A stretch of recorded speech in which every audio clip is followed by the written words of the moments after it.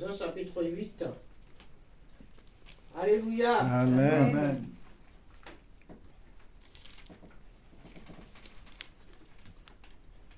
Nous allons voir un petit peu le cas d'une femme. Une femme adultère. On n'aime pas bien. Jésus se rendit à la montagne des Oliviers. Mais dès le matin, il alla de nouveau dans le temple. Et tout le peuple vint à lui, s'étant assis, il les enseignait. Alors les scribes et les pharisiens amenèrent une femme surprise en adultère et la plaçant au milieu du peuple. Ils dirent à Jésus, Maître, cette femme a été surprise en flagrant délit.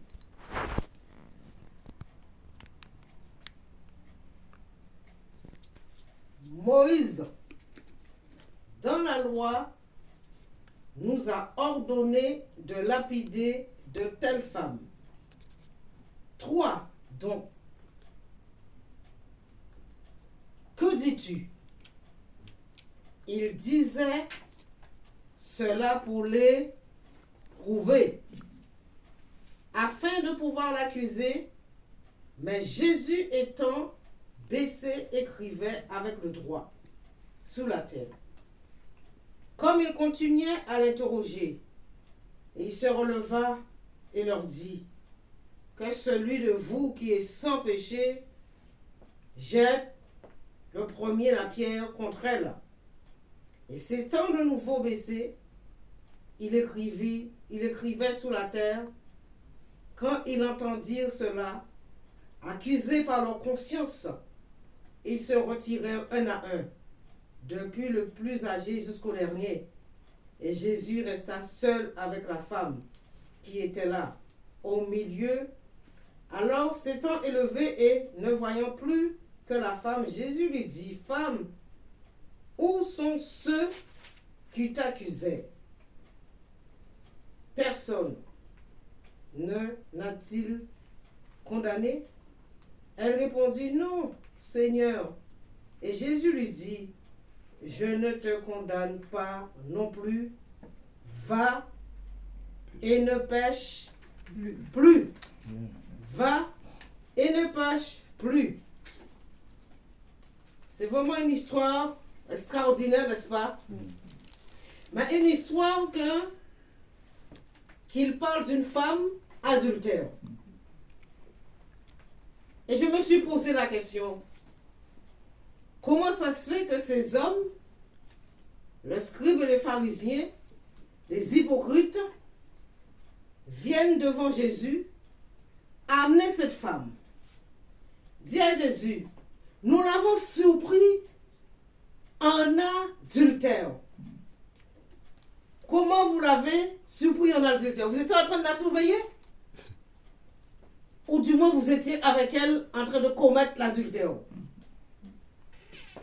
C'est là que je me suis posé la question. Nous l'avons surprise en adultère. Vous venez devant Jésus. Vous amenez cette femme. Et vous lui dites, vous l'avez trouvée en flagrant délit. Mais il y a un problème là. Pour trouver cette femme en flagrant délit, c'est parce que tu étais avec elle. Tu es en train de commettre l'adultère avec elle.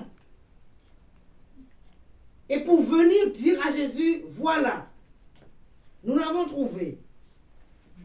C'est un peu culotté, hein? Et de dire à Jésus, Moïse dans la loi nous a ordonné de lapider de telles femmes. Vous savez,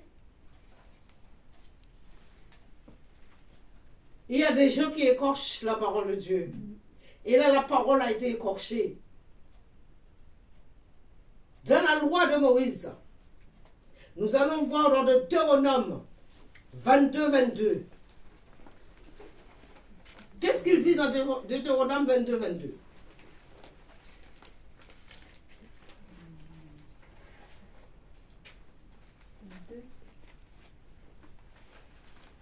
Prenons tout d'abord Lévitique 19, le verset 10.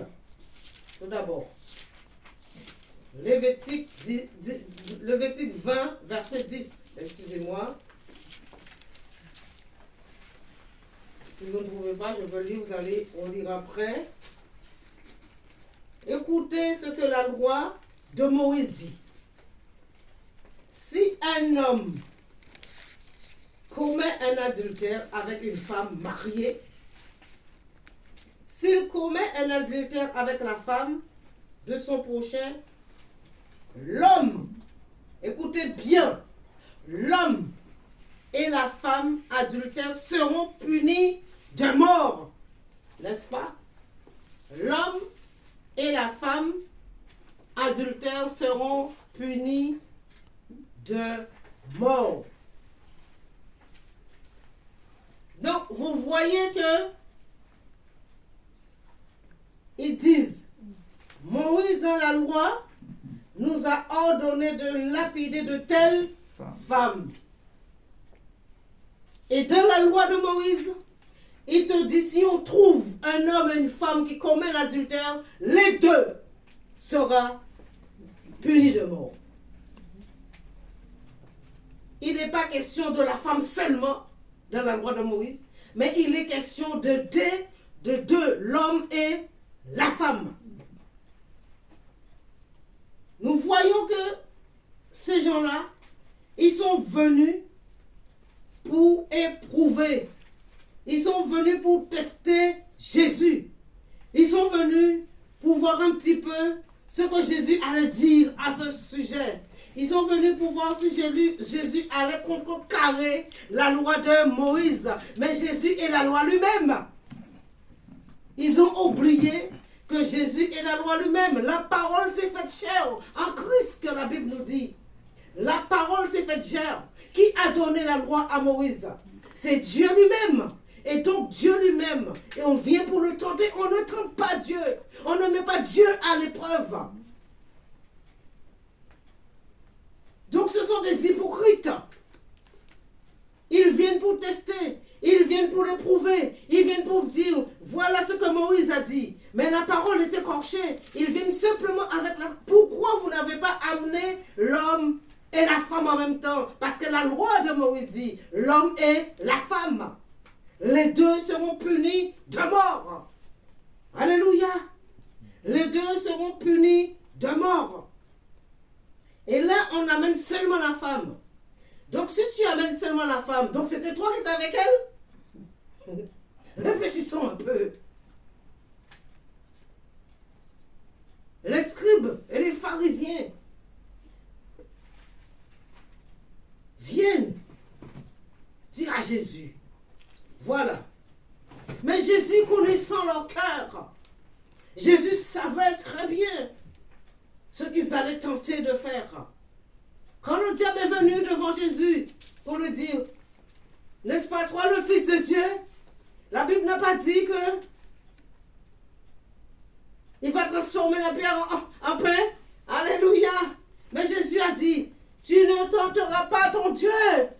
Là encore, ce sont des gens qui servent le diable et qui viennent avec la parole écorchée pour tenter, dire n'importe quoi. Mais Dieu connaissant le cœur. Alors Jésus ne s'est pas occupé. La femme est là, tremblant, remplie de peur, en disant dans son cœur, ils vont me lapider, ils vont me tuer. Maître, que dis-tu? Nous l'avons pris en flagrant délit. Alors le maître continue à écrire, la tête baissée. Je ne peux pas vous dire ce que Jésus est en train d'écrire. Personne ne sait. Mais tout ce qu'on sait, il nous dit qu'il a baissé, il était en train d'écrire. Alléluia! Dans le calme. et le silence. Il n'a pas dit un mot. Il attendait. Mais Jésus s'étant baissé, écrivait avec le doigt sur la terre. Comme il continuait à l'interroger, il se releva et leur dit, que celui de vous qui est sans péché jette le premier la pierre contre elle. Voilà la phrase de Jésus. Voilà les paroles du Seigneur. Alléluia. Si tu es sans péché, balance-moi une pierre. Si tu es sans péché, rapide-moi. Alléluia. Tous sont péchés et sont privés de la gloire de Dieu. Nous sommes tous pécheurs sur cette terre. N'est-ce pas? Parce qu'il y a eu la désobéissance de la création. Quand le diable est venu tenter Ève, le péché est entré. Alors nous sommes devenus pécheurs. Nous naissons tous pécheurs. Il n'y a pas question que je n'ai pas de péché. Nous avons tous des péchés en nous. N'est-ce pas? Et dans le cadre de l'adultère, bien souvent les gens voient toujours que l'homme et la femme commettent l'adultère. J'ai déjà entendu des chrétiens dire, si tu commets l'adultère devant Dieu, tu n'es pas sauvé. Dieu condamne l'adultère, je vous le dis. Ça, c'est quelque chose que Dieu condamne. Les adultères n'hériteront pas le royaume des cieux. Il le condamne, ça. N'est-ce pas? Mais dans le cas de cette femme, on l'emmène. On dit, voilà. Nous l'avons pris en flagrant délit. Mais voilà. Mais pour commettre l'adultère, on est deux. Elle commettait l'adultère avec qui? Où il est passé l'homme? Réfléchissons un peu. Tu emmènes cette femme. Mais où est l'homme?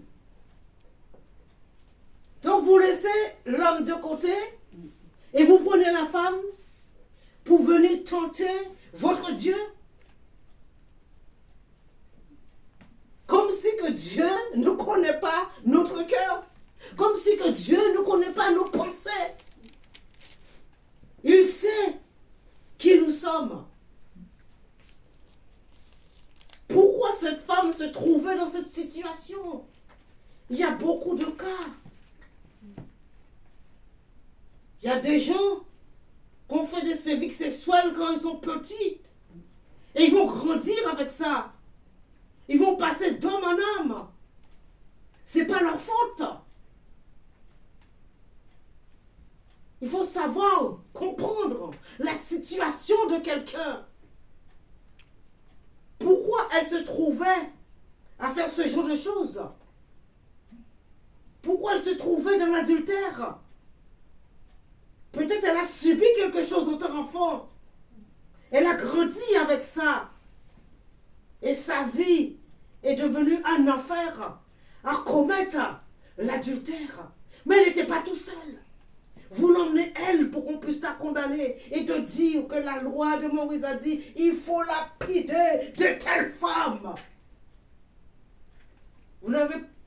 Elle était toute seule? C'est ça que je me pose la question. Est-ce qu'elle était seule? Commettre l'adultère, c'est un homme et une femme. Et c'est des choses qui arrivent souvent dans les foyers. Quand un homme et une femme, vous allez devant le maire, vous dites, dans la fidélité, pour la meilleure et pour le pire. Est-ce que moi j'ai dit ça au fait, quand je me suis mariée? J'ai dit pour le meilleur et pour le pire? Je pense pas.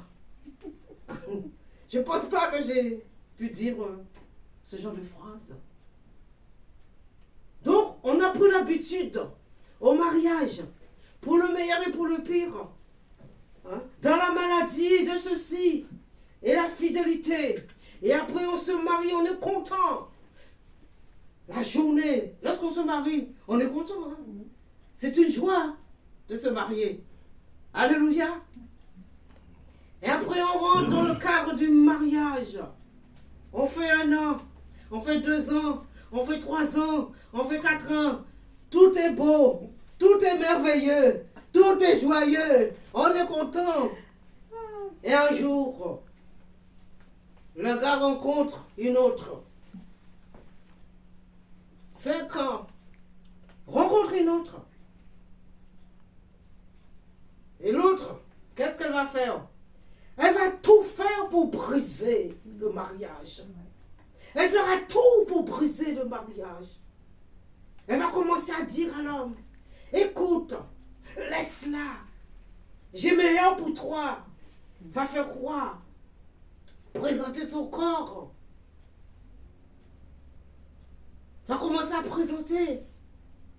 Allez, viens. Et l'homme va aller, va trouver ça agréable, va commencer à délaisser sa femme. Là, ça commence à devenir le cas d'adultère. L'homme qui trompe sa femme et la femme qui trompe son mari. L'adultère. Le cas de cette femme, la Bible nous parle. On l'emmène. Jésus connaît la loi de Moïse, puisque c'est lui-même, c'est Dieu lui-même qui a donné, n'est-ce pas? Comme il continue à l'interroger, il se releva et leur dit, que celui de vous qui est sans péché jette le premier la pierre contre elle. Alléluia. Lorsque nous rencontrons des cas comme ça, mes amis, est-ce que Dieu nous demande de juger? Est-ce que Dieu nous demande de condamner? Dieu nous demande d'encourager, d'aider cette personne, de prier avec elle, de voir le couple, de prier avec eux, de leur dire, c'est vrai, tu as trompé ta femme, c'est vrai, c'est dur. Il y en a qui ne pardonnent pas. Tu as commis l'adultère, je ne peux pas te pardonner. Tu m'as trompé, je ne peux pas te pardonner. Mais si on regarde bien, Dieu nous demande de pardonner. N'est-ce pas? Ton mari t'a trompé. Ta femme t'a trompé. Mais Dieu nous demande de pardonner. C'est pas les mêmes pardons là. C'est un pardon qui est difficile. Très difficile. Quand tu apprends que ton mari ou ta femme t'a trompé, a commis l'adultère. Mais là, cette pauvre femme, c'est malheureux pour elle. C'est triste pour elle. Tous ces gens qui l'emmènent. Et Jésus, oh, ce que j'aime bien avec le Seigneur, oh là là, il reste calme, il ne dit rien. Une seule parole que Jésus donne.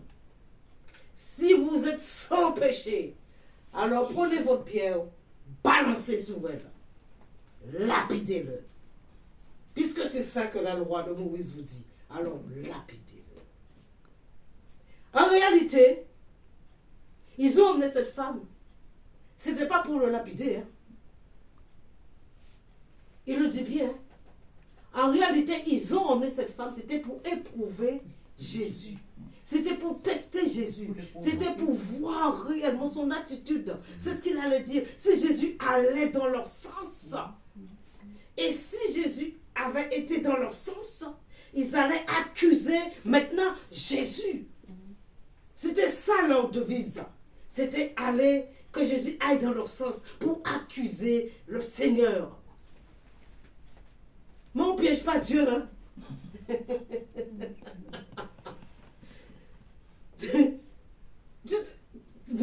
On se piège nous-mêmes. On ne peut pas piéger Dieu. Alors si tu es sans péché, prends ta pierre, balance-les. Accusés dans leur conscience. Accusés dans leur conscience. Et de dire et rentrer en eux-mêmes. En fin de compte, moi aussi, je suis rempli de péché. Ils ont commencé à réaliser que eux aussi, ils sont remplis de péché et encore même pire que cette femme. Encore même pire. L'hypocrisie, c'est un péché. Parce que les pharisiens, ce sont des hypocrites.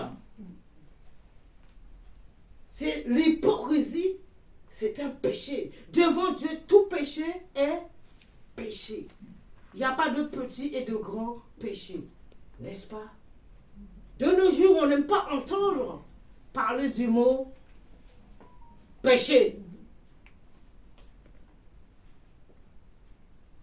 Retournons sur ce sentier. Il faut qu'on puisse se remettre sous les rails devant le Seigneur. Alléluia.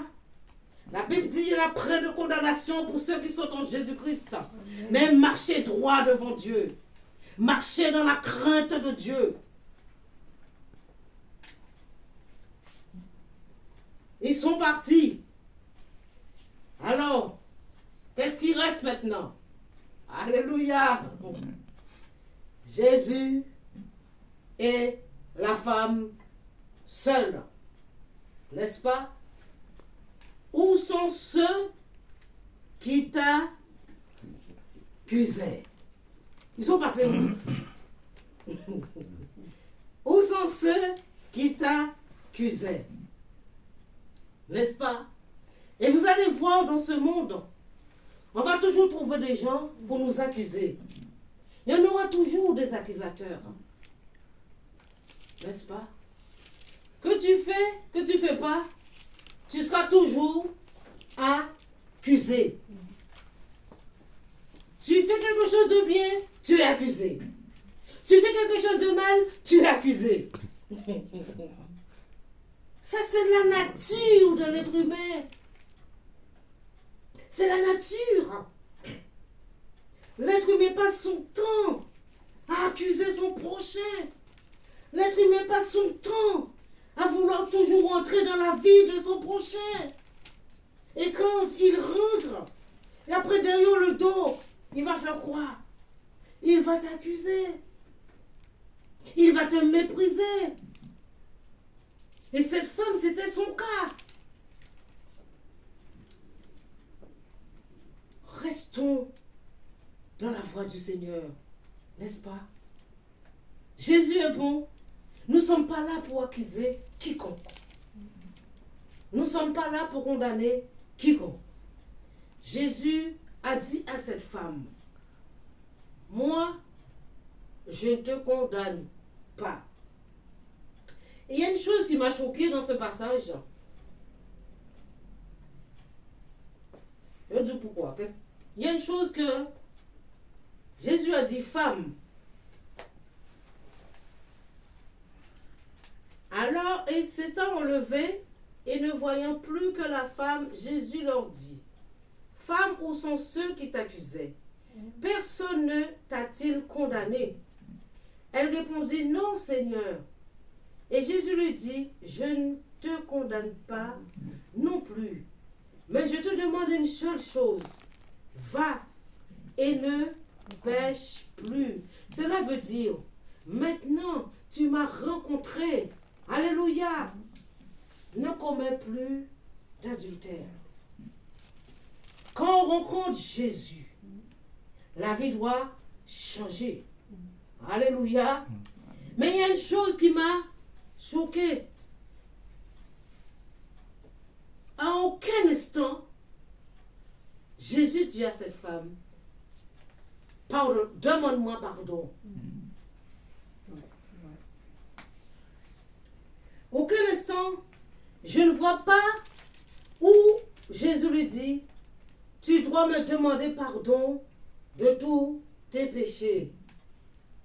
Alléluia. Et c'est ce qui est formidable.